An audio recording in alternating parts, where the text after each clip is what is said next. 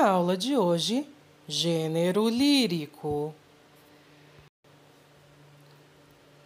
A poesia lírica só se tornou um gênero propriamente e um dos grandes gêneros da literatura, junto com a epopeia, né, que é o gênero épico, e com o teatro, que é o gênero dramático, durante o Renascimento italiano. Petrarca era um poeta muito conhecido nessa época e ele fez muito sucesso. Qual é a grande diferença dos poemas, que a gente diz que é poesia lírica, para os poemas, porque também são em versos, das epopeias? Na poesia lírica, o tema é sempre a expressão individual e subjetiva do autor, os seus sentimentos, as suas emoções. Mas, no caso da poesia lírica, a gente não chama o autor de autor.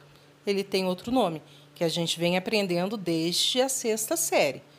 Chama eu lírico, também chamado de eu poemático. Só que eu poemático parece nome de doença, né? Então, vamos falar eu lírico. Tá? Inicialmente, essas poesias elas eram cantadas, e elas eram cantadas acompanhadas pela lira, que é esse instrumento que vocês estão vendo aí na figurinha. É um dos avós do violão. Porque eles eram acompanhados pela lira, que o nome ficou sendo lírico. A partir do século XV, com a invenção da imprensa, esses poemas que antes eram só cantados, eles passaram a ser mais escritos e recitados, fora da música. Foi aí, então, que a gente teve a quebra da poesia dentro da música para a poesia que a gente conhece hoje, que é fora da música, que é recitada, que é falada. Formas de poesia lírica. A elegia, ela é originária da Grécia Antiga e sempre tem como tema tristeza, morte, como no exemplo a seguir. Krzysztof Kamil Baczyński. Elegia o chłopcu polskim. Oddzielili cię, syneczku, od snów, co jak motyl drżą. Haftowali ci, syneczku, smutne oczy rudą krwią. Malowali krajobrazy w żółte ściegi pożóg. Wyszywali wisielcami drzew płynące morze. Wyuczyli cię, syneczku, ziemi twej na pamięć. Esse é um trecho de uma elegia do Fagundes Varela, chamada Cântico do Calvário. A memória de meu filho, morto a 11 de dezembro de 1863. Eras na vida a pomba predileta, que sobre um mar de angústias conduzia o ramo da esperança. Eras a estrela que entre as névoas do inverno cintilava, apontando o caminho ao pegureiro. Eras a messe de um dourado estio. Eras o idílio de um amor sublime. Eras a glória, a inspiração, a pátria, o porvir de teu pai. Ah, no entanto, pomba, varou-te a flecha do destino. A écloga é um tipo de poema que surgiu entre os séculos XVI e XVIII, cujo tema é sempre pastoril, bucólico, a vida do campo. Ah, as florzinhas e a brisa. Como veremos no exemplo. Sou um guardador de rebanhos.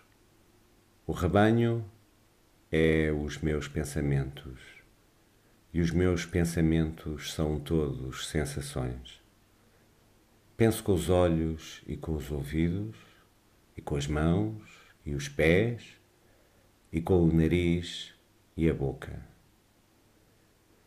Pensar uma flor é vê-la e cheirá-la, e comer um fruto é saber-lhe o sentido.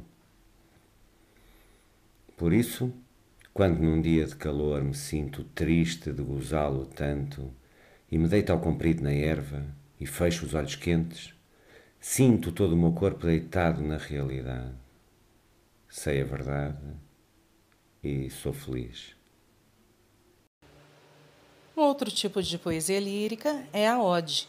Também de origem grega, ela exalta valores nobres, sempre num tom de louvor, de louvação. Oh, você é o máximo.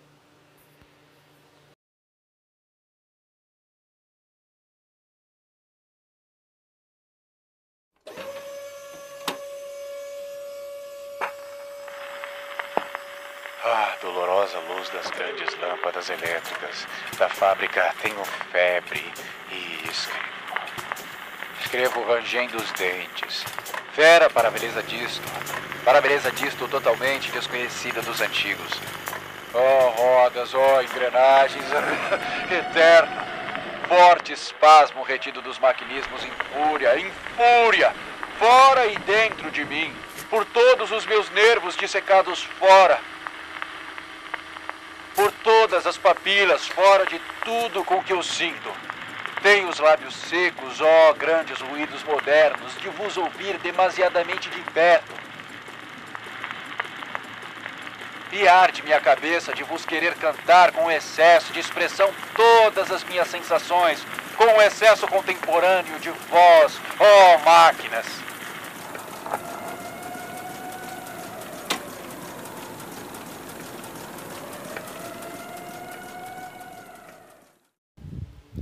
E, por fim, das principais formas de poesia lírica, nós temos o soneto. Dizem que o soneto foi criado por Petrarca. Ele tem 14 versos no total, sendo 2 estrofes de 4 versos, chamado quarteto, e 2 estrofes de 3 versos, que é chamada de terceto. Vejamos um exemplo.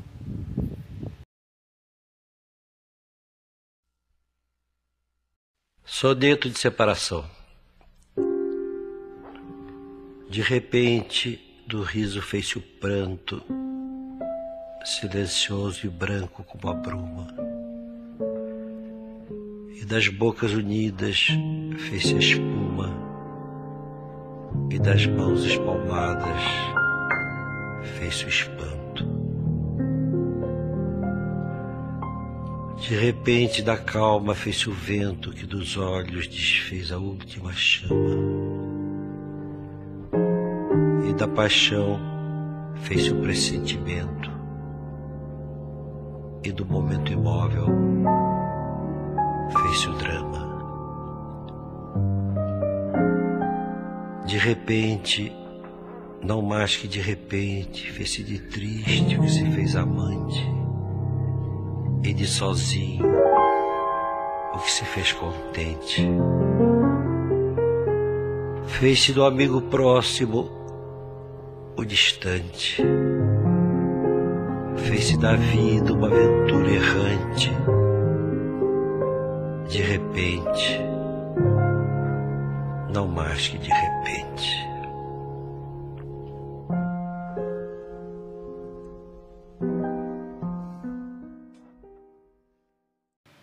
Agora veremos alguns dos principais recursos poéticos.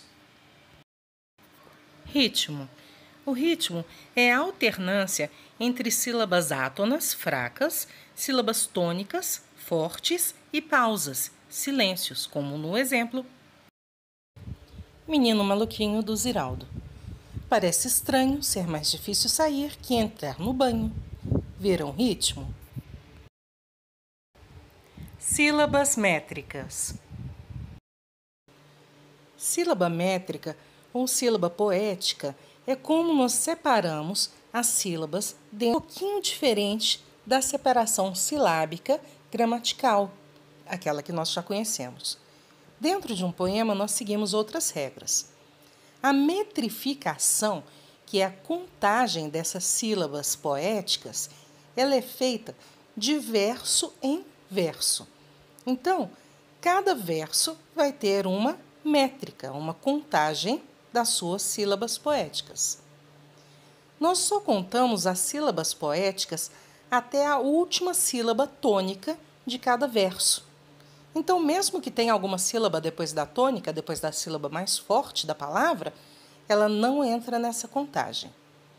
E nós devemos também considerar a elisão. O que é elisão? Elisão é a união da última letra de uma palavra com a primeira letra da palavra seguinte.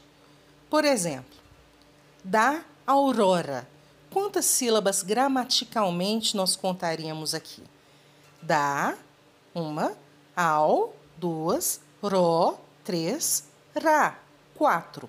Só que em um poema nós não falamos da aurora, nós falamos da aurora.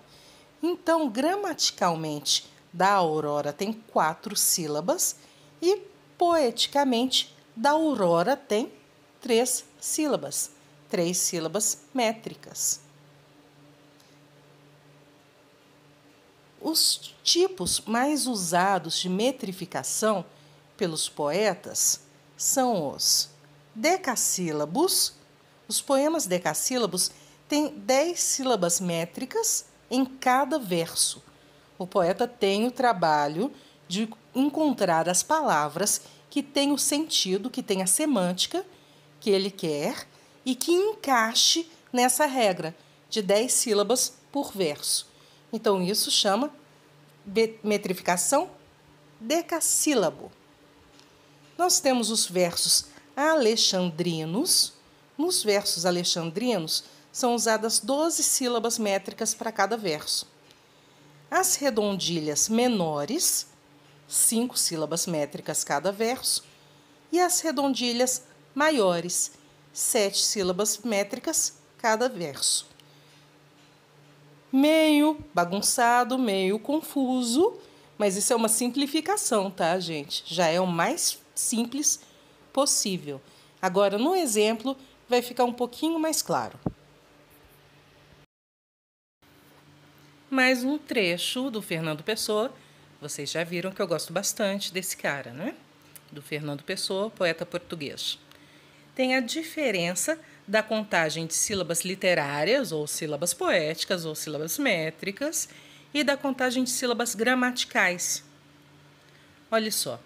Sílabas poéticas. O poeta é um fingidor. O poeta é, vai junto, um fingidor. 7 sílabas. Se formos contar gramaticalmente, 9 sílabas. E aí estão os outros exemplos. Agora, gente, ó, é claro que eu não vou pedir para vocês fazerem uma prova a contagem das sílabas métricas de um poema, mas vocês têm que ter noção disso, ok? Rima. Rima é a semelhança de sons nos versos, mas nós temos vários tipos de rima e os veremos, os principais, a seguir. Quanto ao valor das rimas, nós temos as rimas pobres, são palavras rimadas que pertencem à mesma classe gramatical. Por exemplo, um verso que termina com a palavra estremece, que é um verbo, e o verso seguinte termina com a palavra esquece, que também é um verbo. Nós temos as rimas ricas, que é o que? O contrário das rimas pobres. As palavras rimadas são de classes gramaticais diferentes. Por exemplo, mudo, que é um adjetivo, e tudo, que é um pronome indefinido. Nós temos, não é um tipo de rima, é um tipo de poema, nós temos os versos brancos. É um poema sem rima nenhuma. Nas rimas emparelhadas, os versos rimam 2 a 2, seguindo a BB, CC. Por exemplo, de Ferreira Goulart. Vagueio campos noturnos, muros soturnos, paredes de solidão, sufocam minha canção. Então, noturnos, soturnos, A, solidão, canção, BB. rimas intercaladas. Seguem o esquema aba. A, B, B, A. Os versos de fora rimam entre si e os versos do meio rimam entre si. Um trecho do Vinícius de Moraes. De tudo ao meu amor serei atento, antes e com tal zelo e sempre tanto, que mesmo em face encante mais meu pensamento. Então, atento, A, pensamento A. Tanto, B, encanto, B. A, B, B, A. Temos as rimas cruzadas, no esquema AB, AB, as rimas se revezam. Trechinho da Cecília Meirelles. O meu amor não tem importância nenhuma, não tem o peso nem de uma rosa de espuma. Tem A, nenhuma, B, nem A, espuma, B. E por fim nós temos as rimas encadeadas. O fim de um verso rima com o meio do verso seguinte. Então a palavra final de um verso rima com a palavra que está no meio do verso seguinte. Trecho do poeta Francisco de Aquino Correia. Salve bandeira do Brasil querida, toda tecida de esperança e luz, palio sagrado sobre o qual palpita a alma bendita do país da cruz. Ok, meninos? Até mais!